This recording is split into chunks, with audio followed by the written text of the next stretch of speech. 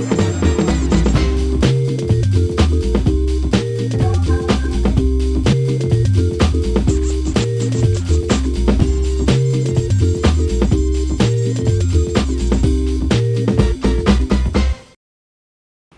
dear viewers, and welcome back on board the English Cruise. Today we'll talk about trends and fashion.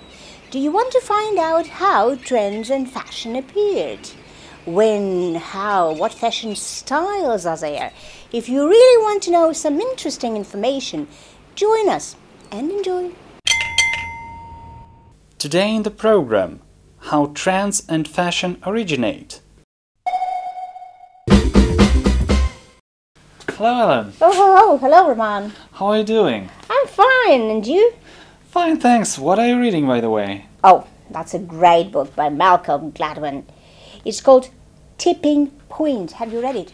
No, I haven't ever heard about it. Is it interesting? Well, if you are interested in how trends appear, why they appear, you should definitely read it. You see, his conclusions and comparisons are so very unexpected, they're so catchy. You remember them immediately and easily. For example, do you know what he compares trends to? No. To epidemics. Really, I can't see any connections. Yeah, because epidemics, like trends, start in a very small way, maybe from a single person with a virus, then spread very quickly until they take over the population and appear to be everywhere, like fashion. That's interesting. So, the trends may slow down gradually or die out suddenly like epidemics, right? Exactly.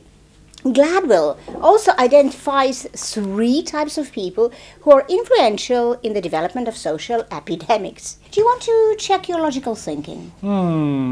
I surely do. Okay, so I shall give you the name of one of the 3 groups and you try logically to trace back what he meant, why he called these people so.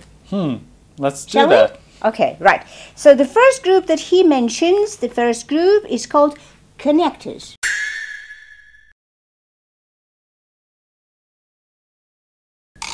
Logically, connectors must connect something. Not something but somebody. Maybe they communicate in wide social circles. They can contact and connect different people. Well done. Next group is called mavens.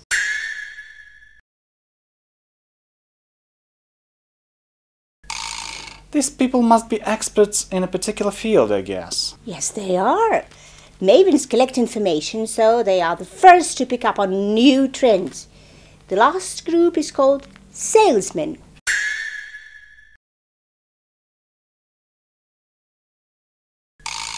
They must be good sellers. But what do they sell? They don't actually sell products, but they are charismatic and have powerful negotiation skills. They influence people, and people want to imitate them. Can I borrow this book? This I would book? love to read it. You want to read it? Sure. Definitely, but only after I finish it, okay? Okay, I'll be waiting.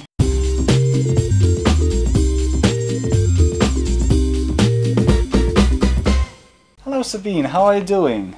I'm fine, thanks, and how are you? I've just found out that I haven't read a countless number of interesting books, you know? And you never will, even if you live up to 100 years. Do you really believe that people can live that long? Of course. And recently I read an article about life expectancy. Oh, everybody's reading nowadays. Excuse me? I'm just talking to myself. You were saying... Oh yeah, I was talking about the increasing life expectancy. The United Nations estimated that in the early 1950s the world life expectancy rate was only 46 years. Really? I think it was a war influence. Well, maybe. And by 1998, world life expectancy has increased to 63 years. And they predict that in the coming 10 years, it will rise up to 100 years. Oh, that's incredible. Do you really believe that? Yeah, I think so. Because of the medical advances these days. Still, it's hard to believe, but I think I know the reasons why such things happen. It's the decline of infant mortality. Fortunately, fewer children die at an early age, and this is mainly because of improvement of healthcare and better food production. Yes, and most experts believe that people will continue to live longer because of medical advances.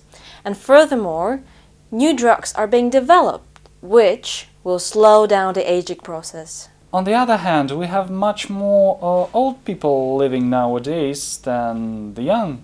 That's true. You know why? I think that at least in Europe, young parents tend to have fewer children and they marry later than they used to before. Yes, because they first think about their career and only then about family. You mean that by the time of retirement they're ripe and ready to marry?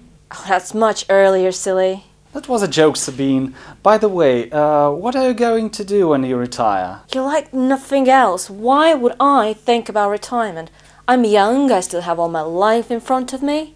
Don't be mad with me. I just wanted to make you laugh and you slightly overreacted. It's true, but you're flattering me, aren't you?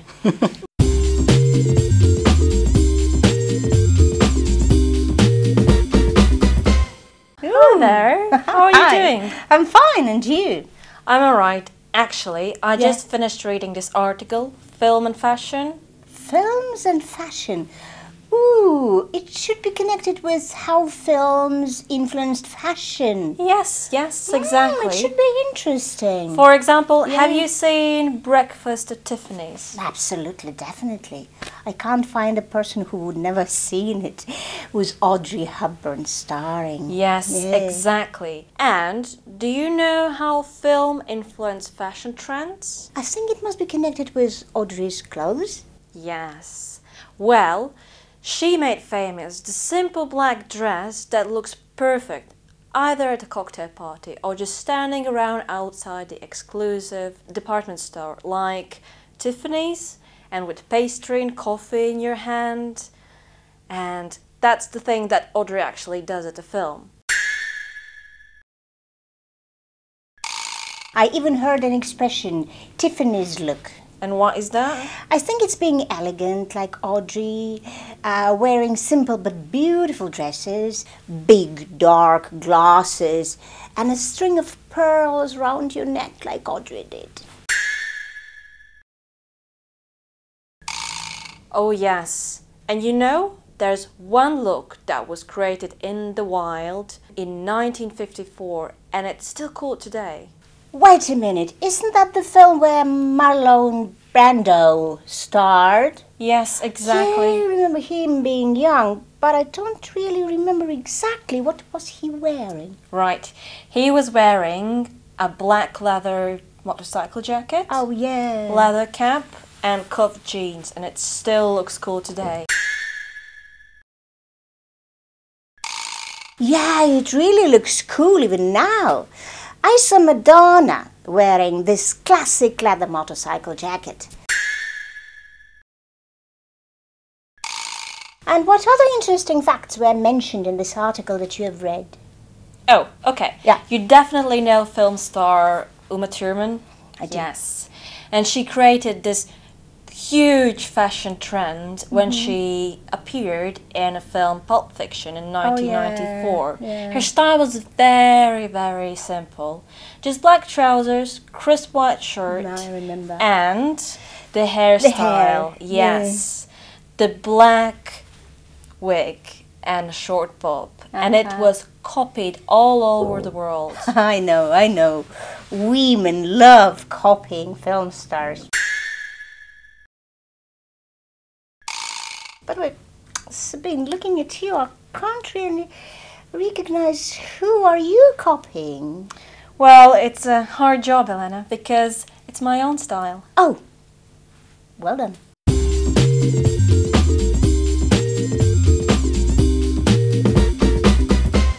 Dear viewers, we really hope that you enjoyed our program today. Don't forget to watch us next time, same channel, same time. Bye-bye.